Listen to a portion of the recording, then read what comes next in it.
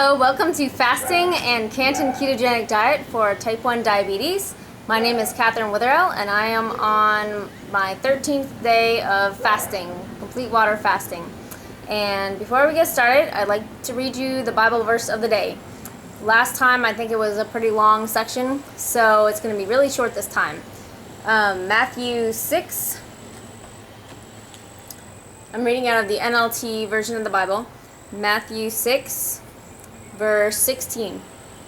And when you fast. So there you have it, folks. Apply that to your life. No, in the Bible, it's talking about, Jesus is talking, and he's saying, and when you fast, do it for God. Don't try to show off in front of other people. Don't try to make yourself look good and make everyone else feel bad. So hopefully I'm not doing that right now to anyone. I never want to make anyone feel bad, like I'm better than them in any way, shape, or form. When they fasted, Jesus' disciples, the ones he's talking to, when they fasted, it would be to get closer to God, and that's the best reason that you could ever fast. But some of the people would do it just to show off, and that's not the point of it. So Jesus isn't making this point that I'm about to make, but I think it's a valid point. Jesus said, and when you fast, not an if you fast, but when you fast. And so Jesus was expecting his followers to have periods of fasting. And it wasn't expected to be a once-in-a-lifetime thing, but somewhat of a more regular thing. Once a year, once a month, once every quarter. We don't really know, but Jesus expected that his followers would fast, and he expects, I think, his readers now to fast. I think not only is it good for us spiritually to get closer to God, but it's good for us physically, and I think God designed our bodies to need to have a period of rest from food, just like we have a period of rest from even being awake when we sleep, or just rest from our labor. Even if we're not actually sleeping. I think the body was designed by God to need to have a period of fasting from food and resting from food. So that is the verse of the day. I wanted to let you know that after this video and after the next video, I'm going to continue to make videos, but I'm not going to call it fasting and Cantin. I'm not going to call it fasting and Cantin Ketogenic Diet, etc. It'll just be Cantin Ketogenic Diet for Type 1 Diabetes, since I won't be fasting anymore. So this video and the next video will have the same similar title, just the day will change. But after that, it'll just be Cantin Ketogenic Diet for Type 1 Diabetes. My weight this morning was 117.8. So that's a total loss of about 14 pounds, a little bit more than 14 pounds in the last 13 days of fasting. Actually, it would be 12 days of fasting. Because today's my 13th day, so tomorrow the weigh-in will have been a total of 13 days. My blood sugars have been in the 90s, which is pretty good. I'm continuing to drink the alkaline water. The more aggressive I am with the water, the more water I drink, the lower my blood sugars are, but sometimes it can be really difficult to drink that much water if I'm busy doing other things. But it definitely helps my blood sugars. My blood sugars were mostly in the 100s to 110s before the water, and now they've been in the 90s, and they can be as low as the high 70s. So I just wanted to remind you, Alkazone water, balance your pH, great for blood sugars. Also, I wanted to again state that I haven't been taking any insulin, even though I'm type 1 diabetic. That's where my blood sugars have been, in the 90s, with no insulin at all. I've been feeling okay. My energy levels have been a little lower now. I've been feeling kind of sick to my stomach on and off. It doesn't usually last very long. Sometimes if I drink more water, it'll go away, or just rest for a little bit. I am planning on breaking my fast tomorrow. So I was thinking of doing at least 14 days. I was thinking of going longer, but I have been feeling sick to my stomach, and I think some food might help that. And also, I'm just eager to get started on the Cantin Ketogenic Diet. I've got some ideas of foods I want to try and different things to do to make the diet work. And I'm really excited to see if I can keep my blood sugars right where they've been, even without any insulin on this diet. So we will see. I'm super excited. So tomorrow I'm going to be breaking my fast in the evening. My last meal was in the evening, so my first meal will be a late dinner. I'll take a video of that, of me breaking my fast. A lot of people like to break their fasts with like watermelon or some other fruit. That's not allowed on the ketogenic diet or the Cantin Ketogenic Diet. So I'm going to be just drinking some broth, like a hot soup. I'm going to boil some vegetables in it, and then just strain out the vegetables so it won't be solid. And I'll just eat the broth like a soup. That's what I did on my last 14-day fast, and it worked really well for me, and it tasted amazing. Like, I understand when people go on a long fast and they taste some fruit and it tastes amazing. Because it's got a ton of sugar in it. You can kind of expect that. I mean, even people that aren't fasting, they taste fruit, it tastes amazing. But after a fast, almost anything tastes amazing. So even just a plain watery broth tastes amazing. So I'm excited. I wanted to talk about what the hardest part of fasting has been for me and the solution I found for it. So what do you think the hardest part of fasting would be? I mean, number one, you'd think hunger. That is somewhat difficult, but the hunger can be controlled with doing other activities and drinking water.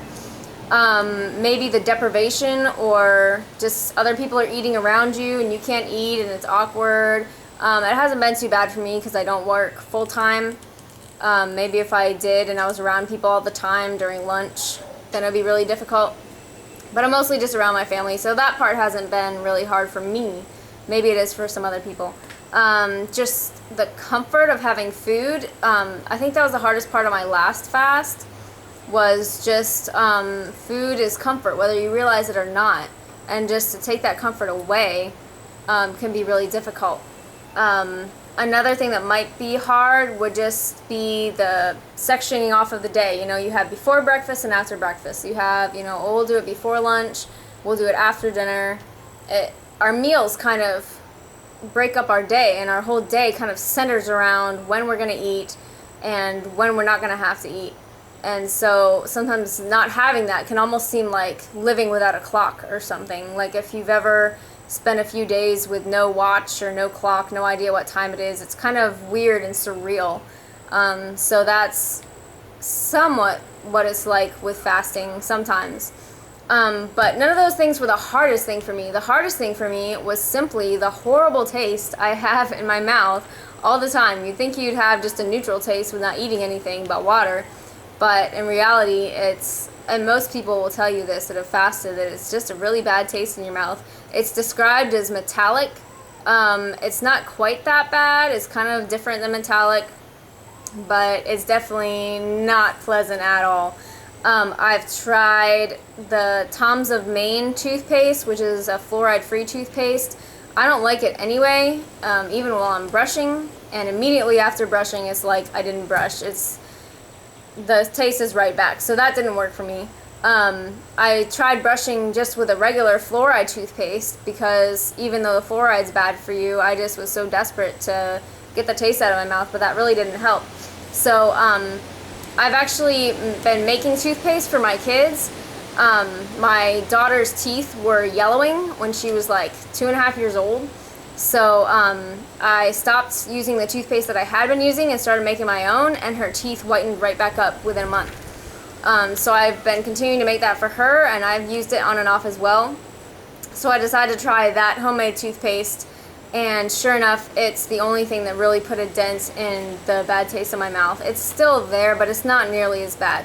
So if you are fasting or considering fasting, or you just want a great toothpaste recipe, I'd like to give that to you now.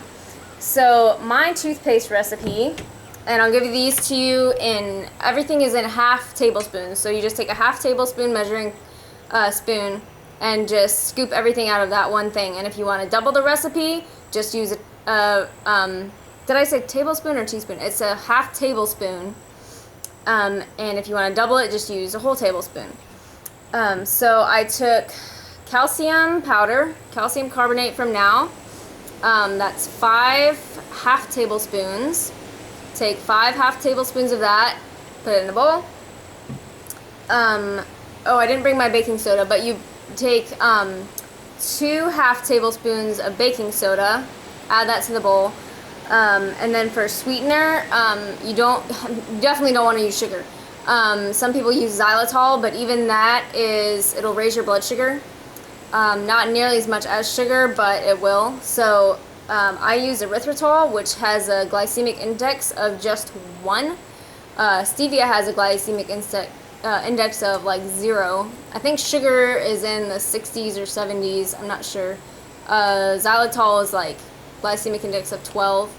So erythritol powder is just 1. So you want to make sure to get the powdered version, or you might be able to take the granulated and blend it up and grind it up. But the easiest thing is just to get the powdered. So you can get Sensato erythritol powder. This is good. It is a little lumpy, so you have to make sure to break up the lumps. Or you can get Swerve. And the latest I saw, it was available in Publix, so I was really excited about that. Which is our local grocery store here in the south part of the U.S. If you don't have a Publix, try looking in your local grocery store, your health food store. Most health food stores have them. If you ask for erythritol, they won't have any idea what you're talking about, so use the name brand Swerve, or you can go online and buy either of these items.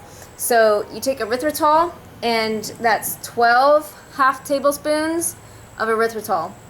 Add that to the bowl. Mix it all together really well. If you use this kind of erythritol, you'll probably need to make sure to break up all the little chunks as much as you possibly can.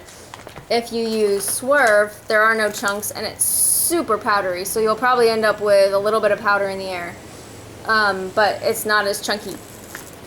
So mix that all together really well.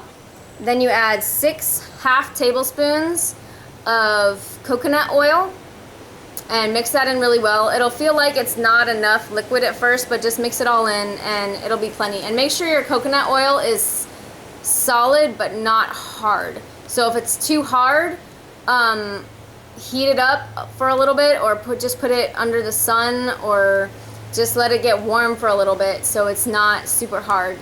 If it's liquid, you can stick it in the fridge for a little bit until it hardens up.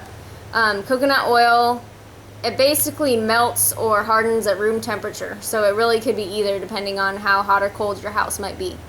So mix in your 6 half tablespoons of coconut oil, and then once you do that, add some essential oils. So I like peppermint essential oil. You can also add cinnamon essential oil, or a blend of some sort that has those in it, like Thieves from Young Living or On Guard from doTERRA. My favorite one is just peppermint from Mountain Rose Herbs. They're a really high quality organic essential oil company. They sell a lot of other organic items as well, and they're super affordable, which is great. They charge kind of high shipping, so you want to make sure that however many essential oils you want to get, that you do it in one order, but really, really affordable and really high quality. So I use peppermint essential oil, 50 drops. I use 50 drops of peppermint essential oil. You can kind of vary that, and you can also vary the erythritol depending on your taste and how it tastes to you. Mix that all together, and you put it in a 4-ounce jar like this, and then just wash your hands and scoop it out with your finger or like a little wooden stick. You can dip your toothbrush in it if you want to get it out. I think that's a little disgusting, but if you're the only one using it, I guess it's fine. So that's what I do. It's just white in color, and it's really helped me get the bad taste out of my mouth. So hope that helps. I just want to plug the Cantin Ketogenic Diet book again. It's the Cantin Ketogenic Diet for Cancer, Type 1 and 2 Diabetes, Epilepsy, and Other Ailments by Elaine Cantin. It's also available in French if you speak French, or you know someone that could benefit from it that speaks French. She has a great Facebook group, so you can post questions and comments. It's called Elaine's Alternative Tips for Cancer, Type 1 Diabetes, and Other Ailments. And she also has a website. It's got all kinds of scientific studies and research that's been done. It also has some of the info on other ailments, so you can click on various things that might apply to you or someone you know. It also has her story of how she came up with the diet and how it's helped her, as well as a host of other wonderful things that can really help you and that have helped me. So her website is elainecantin.com. And I think that about does it for this time. So thank you so much for watching, and on the next video I will break my fast and start on the Cantin Ketogenic Diet. Thanks for watching. Bye-bye.